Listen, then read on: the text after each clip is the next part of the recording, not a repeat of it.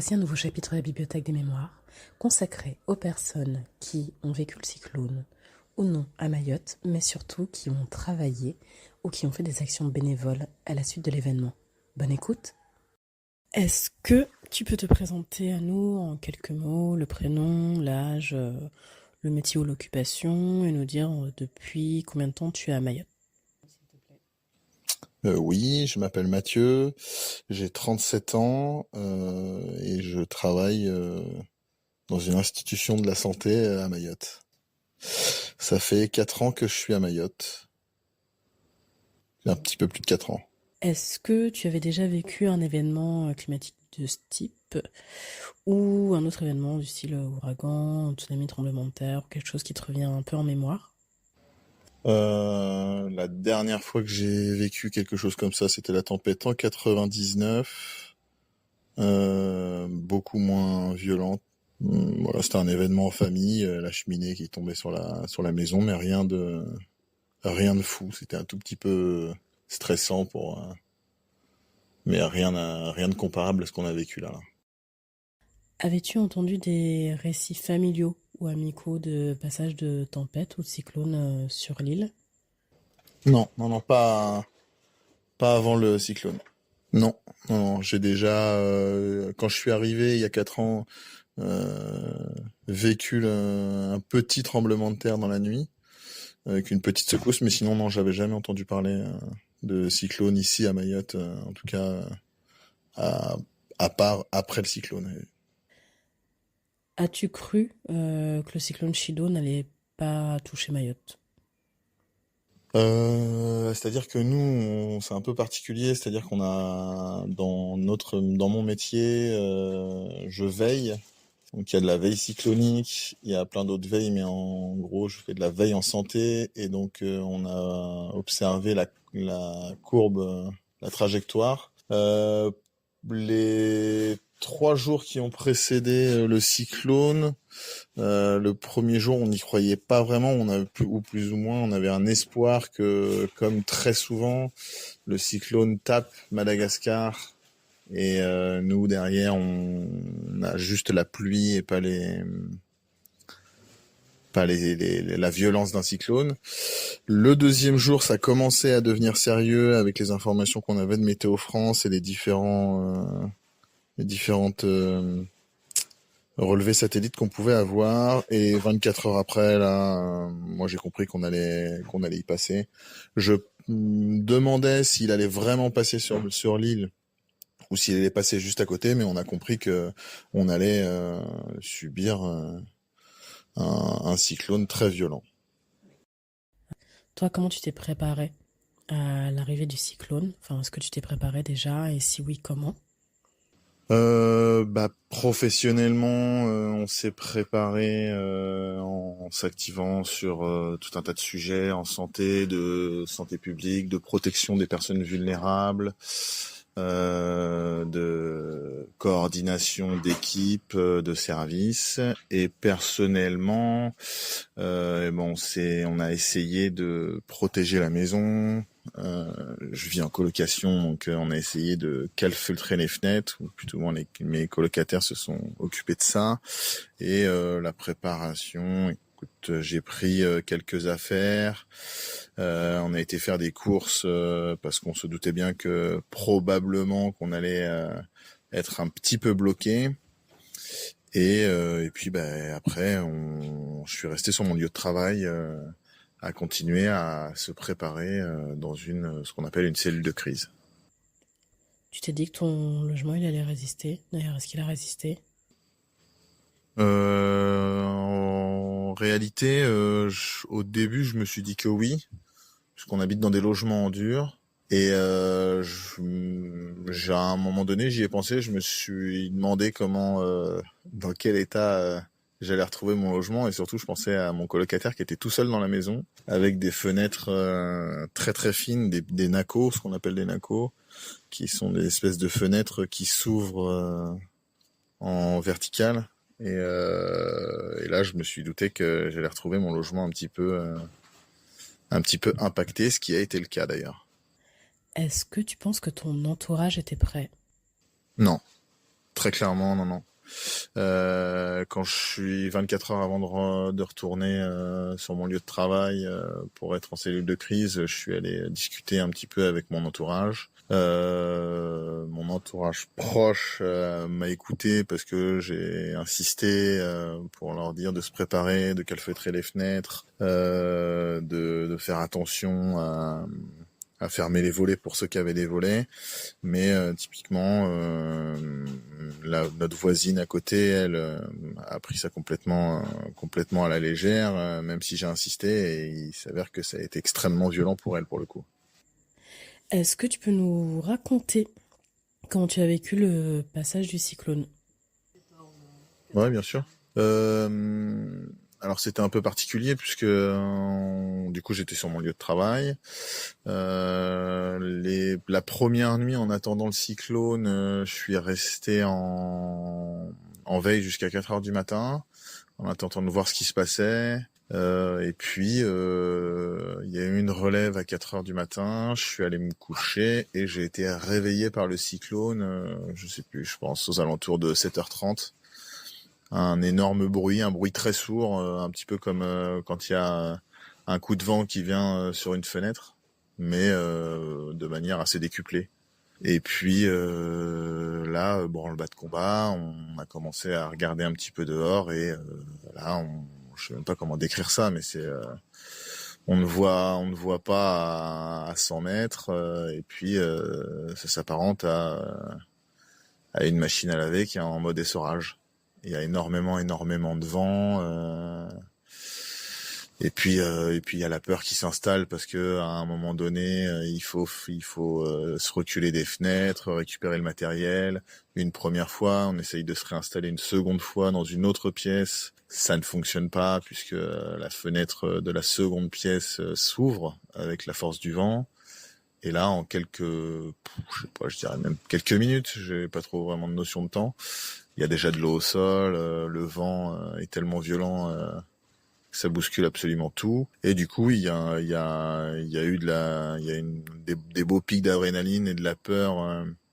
À la fin, même, on en termine à ne plus s'approcher des fenêtres et puis à faire attention, à rester dans les couloirs en attendant que ça passe. Donc, l'avantage, c'est que nous, on était dans un bâtiment quand même assez sécurisé. On était plusieurs. On a été capable de se rassurer entre nous. On a été relativement calme. Et puis une fois qu'on a compris que de toute manière c'était très violent, on a commencé à attendre et puis à se préparer à agir pour la suite. Qu'est-ce qui t'a le plus choqué après son passage? La première chose qui a été le plus marquant, c'est le paysage. C'est en fait, on voit rien. Il y a un espèce de vent mélangé à de la pluie, donc on voit rien. Et dès que ça se calme, qu'on commence à comprendre qu'on n'est pas dans l'œil du cyclone, que vraiment le cyclone est passé et qu'on sort, c'est le paysage et le souvenir que j'ai, c'est les arbres. Là, on est sur un tronc en fait, un tronc nu, vraiment. Il n'y a plus une feuille, il n'y a plus une branche, il n'y a plus rien, et tous les arbres sont dans le même état. Je pense que c'est peut-être l'image la plus marquante que j'ai eue à ce moment-là, et puis évidemment après tout un tas de stigmates, les toits arrachés, on retrouve à un moment donné un conteneur à côté de nous. Ah ouais, c'était fou. Après, dans les jours qu'on suivit, les premières fois que je suis rentré dans mon habitation, ouais, le premier retour dans mon habitation, le fait de découvrir que une grosse partie a été très très impactée. Et après, les premières fois que je suis allé sur Petite Terre. Parce qu'on habite, alors je sais pas pour les gens qui nous écouteront, à Mayotte, il y a 22, c'est une île, un archipel de 22 îlots. Il y en a 2 qui sont habités, Petite Terre et Grande Terre. Nous étions sur Grande Terre et la première fois que je dois aller sur Petite Terre pour un déplacement professionnel, les bateaux partout quoi. Et ça, c'était combien de temps après? 6, 7, 8, 10 jours après, je pense. Ouais, pour la première fois que je suis à la Petite Terre, peut-être ouais, 8 jours après. Le truc complètement fou, c'est bon, les bateaux sont éclatés sur le bord du rivage chez nous. Il y en a qui sont en train de flotter, ouverts en deux. Il y a un voilier sur la gauche qui est mort, mais qui va couler d'ailleurs le lendemain. Et il y a quelque chose qui me percute, c'est il y a une énorme bouée. Mais quand je dis énorme, c'est une énorme bouée qui est censée amarrer une barge. La barge, c'est l'espèce de petit ferry qui nous emmène de Petite Terre à Grande Terre. Cette bouée est censée être au large, loin, et elle est juste là, à côté de nous, sur le port, qui n'existe plus d'ailleurs. Le ponton du port n'est plus là aussi. Et tout cette espèce d'image d'apocalypse maritime là, en allant sur Petite Terre. Et donc je me dis ok, je prends quelques photos, j'arrive sur Petite Terre et rebelote en pire, c'est-à-dire qu'il y a une barge qui est sur le large, sur la terre, là où on arrive à quai, et à droite et à gauche, il y a les intercepteurs de la gendarmerie qui sont dans le même état, complètement ouverts en deux, sur le côté, folie. Et même image, rebelote en arrivant sur Petite Terre, les arbres, la nature a été détruite, les maisons ont été détruites. Il n'y a plus aucun bidonville, quasiment la totalité des bidonvilles ont disparu sur Petite Terre et sur Grande Terre, et quand on regarde au loin, on a l'habitude de les voir, et là on ne les voit plus, là on voit du plat. On voit plus de relief, on voit que de la tôle complètement détruite. Et je crois qu'après, la dernière image la plus folle, c'est le centre de l'île. Il y a une forêt endémique. Et pour ironiser un peu, pour ceux qui ont déjà vu Le Seigneur des Anneaux, ça fait vraiment penser au Mordor. C'est-à-dire qu'il n'y a plus de vert. C'est une forêt magnifique qui est endémique, qui est verte, très dense parce que beaucoup de pluie, beaucoup de soleil, et du coup là il n'y a plus si je parle en termes de couleurs, du noir et du marron et du gris. Alors qu'habituellement, il y avait différentes nuances de vert. Et donc là, ouais, ça c'est saisissant. Vraiment saisissant quand on arrive dans le centre de l'île. Qu'est-ce qui t'a aidé à tenir moralement pendant le cyclone? Moralement, ce qui m'a permis de tenir, c'est parce que les 2 premiers jours, moi j'ai eu on avait la tête dans le guidon, on n'a pas eu le temps de réfléchir beaucoup. Mais au bout de 12 heures, 24 heures, on n'a toujours pas de nouvelles de nos proches, on commence à se poser des questions. 48 heures, au bout de 48 heures, on s'est dit bon allez stop, on prend une voiture, tant pis, on va voir nos habitations. Et moi, ce qui m'a permis de tenir, c'est déjà le matériel en soi. Bon, il y a un moment, un pic de choc, mais qui est minime en soi. On relativise très vite, quoi. La maison, elle est cassée. Ouais, la maison, elle est cassée, mais quand on regarde au loin, il y a des gens qui ont vraiment plus rien, quoi. Ils ont déjà pas grand-chose à la base dans les bidonvilles, c'est des gens extrêmement pauvres, mais il y a plus rien. Donc ça fait vite relativiser la maison, la voiture. Ce qui m'a surtout soulagé, c'était de voir que mes amis et mes proches allaient bien, en fait. J'avais pas de nouvelles du tout, et je les retrouve. Ça a été un soulagement absolu.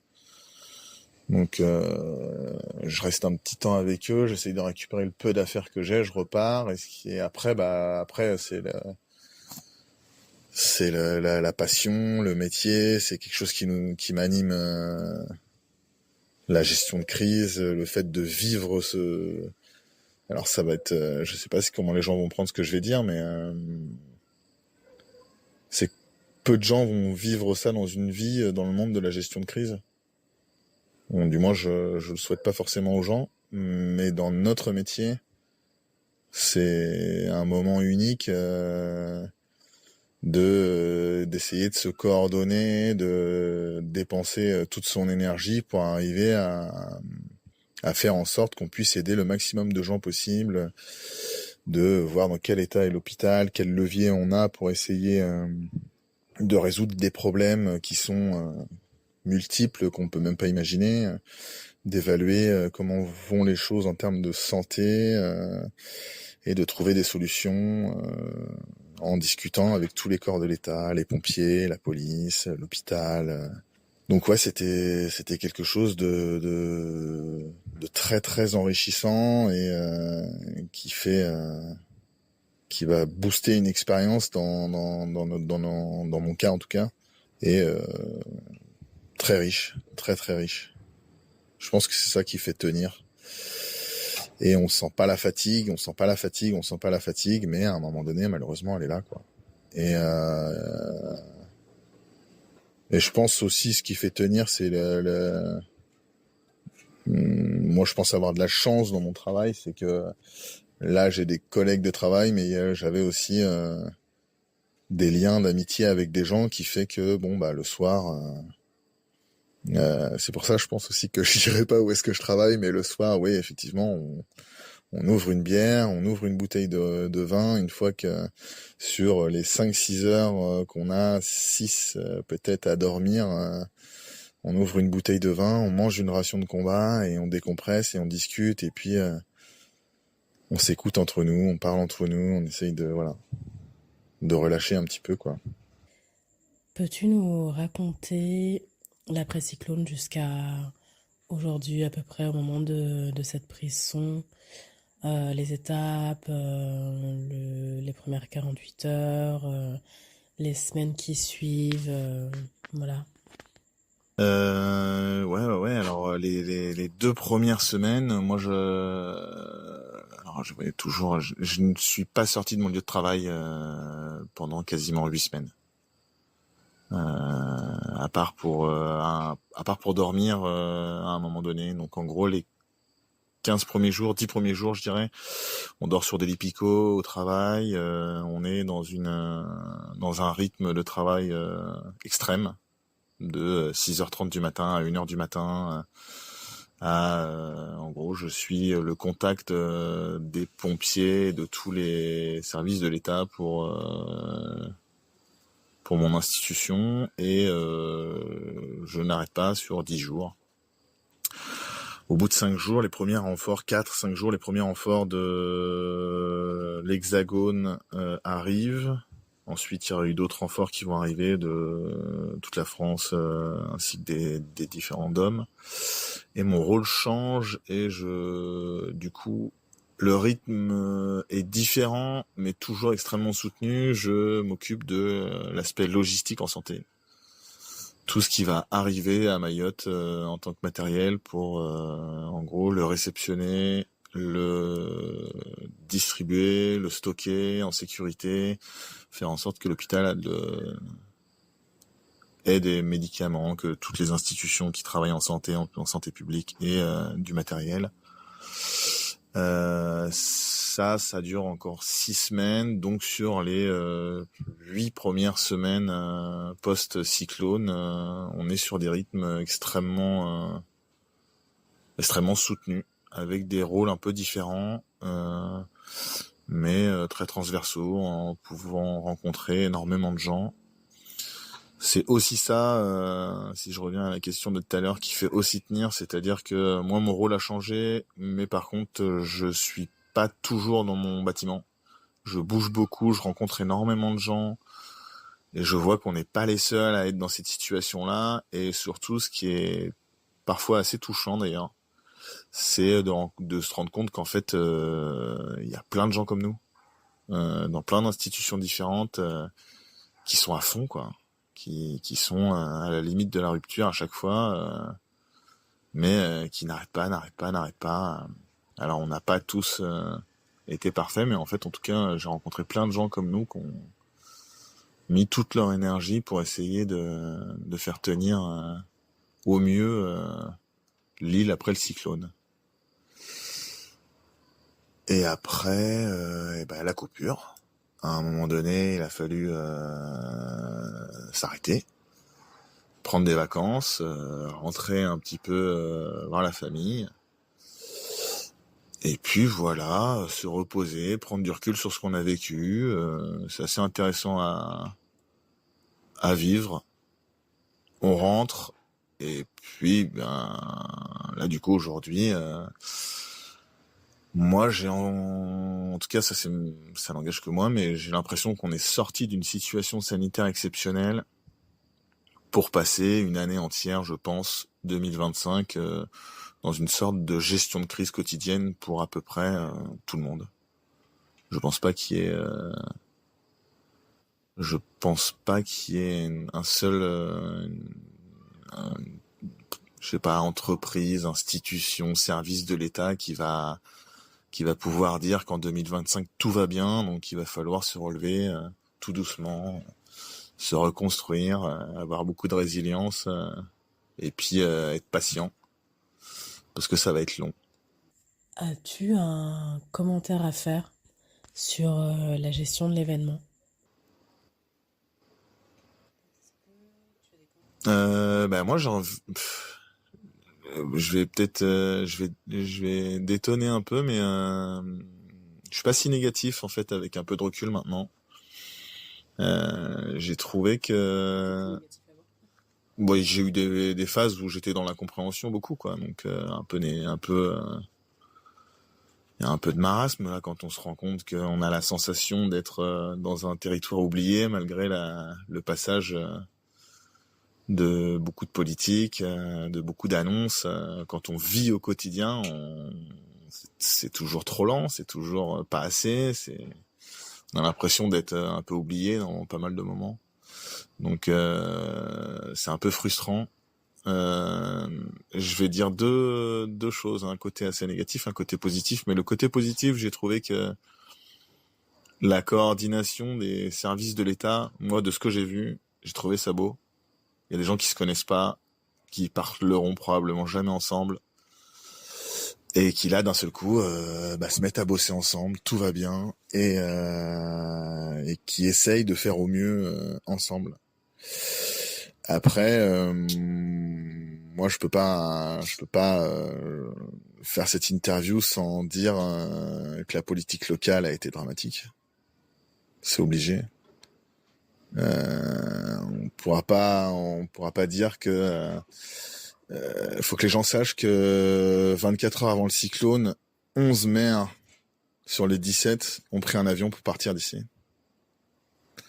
Que lorsqu'ils sont rentrés, alors pas tous, hein, mais une grande partie ont gardé la nourriture et l'ont donnée à leurs administrés, à leurs familles, qu'ils ont gardé l'eau, et que les gens qui ont soif, qu'ils aient des papiers ou qu'ils n'aient pas de papiers, qu'ils soient français ou qu'ils soient étrangers, eux reconstruisaient des baraquements et n'avaient pas forcément accès à l'eau. Et ça, c'est pas la préfecture, c'est les communes, c'est les politiques locales. Donc il y a un vrai travail à faire ici pour changer certaines mentalités.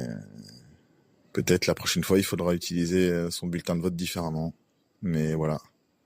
Ça, je pense que c'est important que les gens sachent que malgré tout, ça n'a pas été parfait de la part de l'État, mais ça a été bien plus dramatique de la part des acteurs locaux ici, des politiques locaux.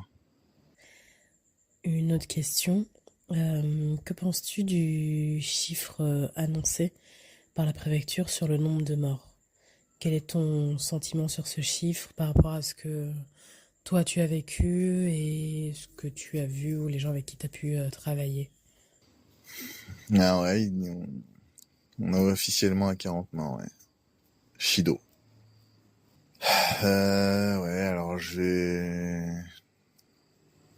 on sait déjà qu'il y en a beaucoup plus. Enfin, en tout cas, moi, je le sais. C'est sûr. Puisque les contacts que j'avais et la position que j'ai eue faisaient que oui. Oui, il y a plus de morts parce que je suis un jour interpellé par une personne d'une association qui me dit qu'elle a trouvé dans une mosquée une personne qui comptait le nombre de prières mortuaires, que je suis en contact avec un thanatopracteur qui a monté sa pompe funèbre à Mayotte, qui m'interpelle en me demandant ce qu'il doit faire d'un point de vue santé publique sur un cimetière informel dans une ville proche du chef-lieu de Mamoudzou, où il y a 18 corps enterrés, que quand je discute avec mes proches, nos habitations sont entourées de quartiers de Banga, les bidonvilles. Et plusieurs fois, elles entendent des cris de déchirement parce qu'il y a des personnes qui sont décédées, qu'on a des témoignages de gens qui ont vu des processions, des enterrements via le rythme musulman plusieurs fois. Donc oui. Il y a, je sais pas comment appeler cette situation, mais en tout cas, il y a plus de 40 morts. Personne pourra dire le contraire. C'est une réalité, c'est un fait. Je sais, aujourd'hui, j'ai encore un peu de mal à comprendre pourquoi il y a un tel manque de transparence de la part de nos responsables politiques, sachant que le préfet, à sa première interview, a déjà dit que lui, il a annoncé déjà la couleur en disant que oui, il y aurait probablement plus de morts, mais il y a eu un revirement de situation via des décisions politiques d'État qui ne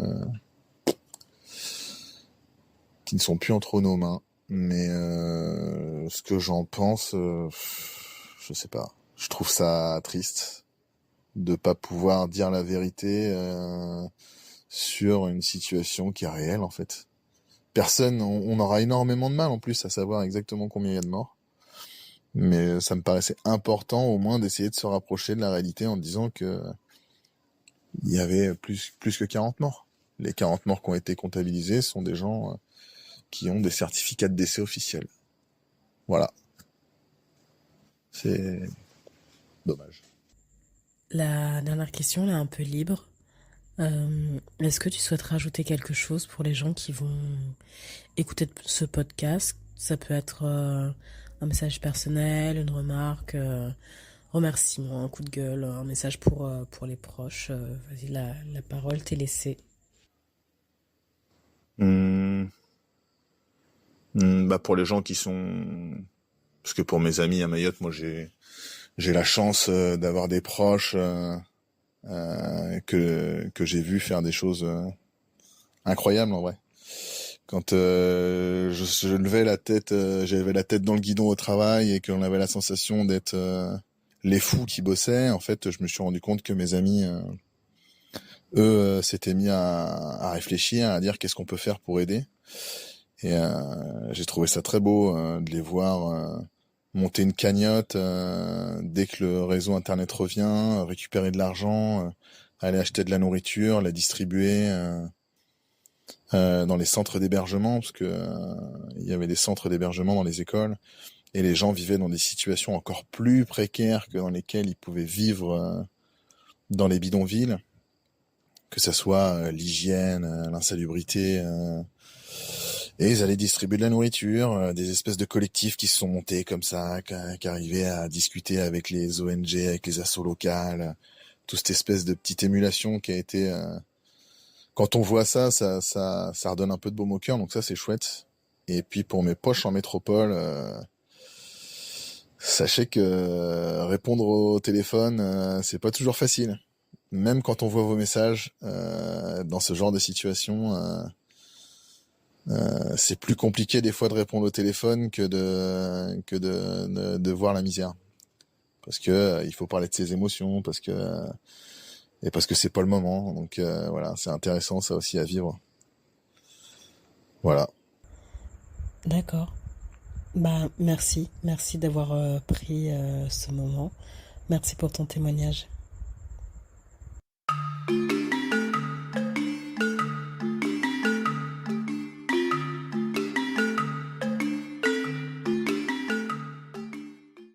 Vous venez d'écouter un épisode de la Bibliothèque des Mémoires.